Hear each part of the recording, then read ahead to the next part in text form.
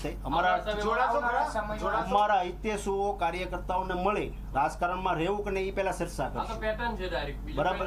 એ બધા ચર્ચાઓ કરશે, એ કે ક્યાં જોડાવું ક્યાં નહીં, સમાજ સેવા કરવાનું કઈ રીતનું કહે, અમારા ટેકેદારો હિતેશુ કાર્યકર્તાઓને બધાની સાથે લઈ ચર્ચા કરીને આગળ વધશું। અત્યારે તમે કોંગ્રેસ સાથે છો કે નહીં? અત્યારે કોંગ્રેસે મને સસ્પેન્ડ કર્યો છે, અત્યારે હું કોઈ પાર્ટીમાં નથી। પણ તમે રહેશો કે નહીં કોંગ્રેસ? કોંગ્રેસ કે તો અમે રહેવા માટે તૈયાર છીએ। નિલેશભાઈ 2017 નો બદલો લીધો, 2017 નો બદલો લીધો છે, મારા ટેકેદારો કાર્યકર્તા હોય એમની સાથે હું પણ છું।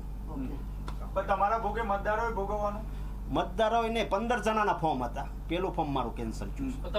આપણે ચૂંટણી કેન્સલ થાય એવો હિત નહોતો, તે પછી કોંગ્રેસે પણ અપક્ષ ઉમેદવાર ભર્યા હતા અને બીજી પાર્ટીઓ હતી, એમણે ફોર્મ કેમ ખેંચી લીધું એને પૂછી લીધું। ખેલ કોણે પાડ્યો છે આખો?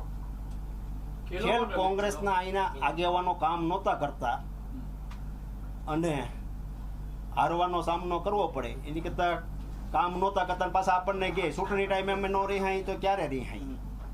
આગેવાનો એવું કે ચૂંટણી આવે ત્યારે તમારે રિહાવાનું હોય ત્યારે જ અમને બધા બોલાવે, બાકી તમારે કોઈ બોલાવે નહીં એવું કહેતા હતા। કોઈ કામ નથી કરતા। કોંગ્રેસ પાર્ટી અમને કે બૂથ આપો, અને અહીંયા બૂથ અમે તૈયાર કરી તો એનો વિરોધ કરે, એની પાસે બૂથ નહીં લેવાના। એ બધું આ સમસ્યા નડતી હતી અને બધા થાકી ગયા હતા કે ભાઈ આ કોઈ કામ કરતું નથી, એટલા માટે મને બહુ સમજાવવામાં આવ્યું કે આપણે કઈ કામ કરવાનું થતું નથી, કે આપણે લડવું નથી, તમે ના પડી ગયો કીધું નહીં આપણે હવે ટિકિટ આપી છે લડવાનું છે, એટલે આપણે રાખી હતી। પણ તે પછી હું મારા કામમાં હતો, સભામાં હતા ને અહીંયા એને ખેંચી લીધું। નિલેશભાઈ, ભાજપમાંથી કઈ વાત આવી છે સામે કે નિલેશભાઈ સામેથી પ્રપોઝલની ઓફર લઈને આવ્યા હતા એટલે અમે એક્સેપ્ટ કરી? કોણ કહે છે તમને? કોની પાસે હું ગયો છું ભાજપ વાળાને? એક પણ દાખલો બતાવો કે આ ભાઈ ભાજપ વાળાને મળવા ગયા છે? પછી ચારે ચાર ટેકેદારોની એફિડેવિટ એક જ ભાજપના લીગલ એડવાઇઝર કેમ કરે છે? તો કોઈ પણ એક એડવોકેટ પાસે થાય ને કે બધા અલગ અલગ એડવોકેટ પાસે ભાજપનો લીગલ એડવાઇઝર છે, પણ ભાજપનો હોય કે કોંગ્રેસનો હોય, કઈ સિમ્બોલ તો નથી ભાઈ ભાજપનો જ છે, અને કોની પાસે એ કરાવ્યો એ આપણે ચર્ચા નથી કરી। એક જ હોય ને એડવોકેટ? તમારી પાસે કોંગ્રેસના એડવોકેટ હતા ને? કોંગ્રેસના એડવોકેટ હતા, કોંગ્રેસને એને પૂછ્યું, મને નથી પૂછ્યું, એની રીતે કામ કર્યું। તો અત્યારે તો તમારી સાથે છે? અત્યારે અમારી સાથે છે, કારણ તમે જોવો છો હું હજી અમદાવાદ જતો હતો ને અહીંયા ફોર્મ અમદાવાદ હું જવા નીકળ્યો અને મારી ઘરે વિરોધ કરવાનું ચાલુ થયું।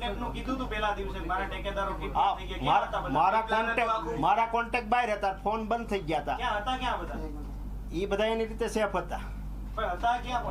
એમને શું નિવેદન નોંધાયું છે? અપહરણ થયું છે કે નથી થયું? શું નિવેદન? એને ના પાડી છે, અમે અમારું અપહરણ નથી થયું, અમારી રીતે સ્વેચ્છાએ વહી ગયા છે કે અહીંના આગેવાનો કામ નહોતું કરતા, કાર્યકર્તાનું કામ નહોતું કરવા દેતા, એટલે અમે કંટાળી નીકળી ગયા। ડમી ઉમેદવાર પણ કેમ પરત ખેંચાઈ જાય? એ બી તમારી ડમી ઉમેદવારનો એ શું કરે? અમે બે ઉમેદવારો શું કરીએ? ટેકેદારો જ ટેકા ખેંચી લીધા।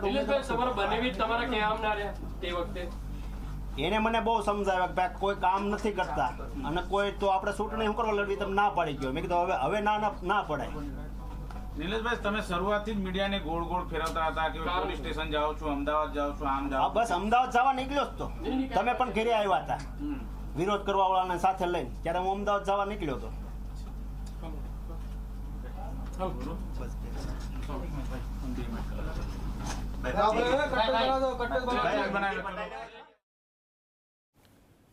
નિલેશ કુંભાણીએ જે વાતો દબાયેલી હતી અને કેટલીક વાતો કરી છે, પણ જે રીતના નિવેદન નિલેશ કુંભાણી કરી રહ્યા છે, હજુ પણ નિલેશ કુંભાણી કંઈક છુપાવી રહ્યા છે, એ આ વાતો પરથી સ્પષ્ટ થઈ રહ્યું છે। ભાજપમાં જોડાવા મુદ્દે નિલેશ કુંભાણીએ આ જવાબ આપ્યો, મારા ટેકેદારો અને સમર્થકોએ કોંગ્રેસ સાથે બદલો લીધો છે 2017નો। 17માં પણ વિધાનસભાની આ વાત કરી છે। સુરતમાં જેમને કોંગ્રેસ સાથે બદલો લીધો તેમને મારો ટેકો, આ વાત નિલેશ કુંભાણી કરી છે। મારા બનેવી મને બહુ સમજાવતા હતા, નિલેશ કુંભાણી હવે આ વાત કરી છે।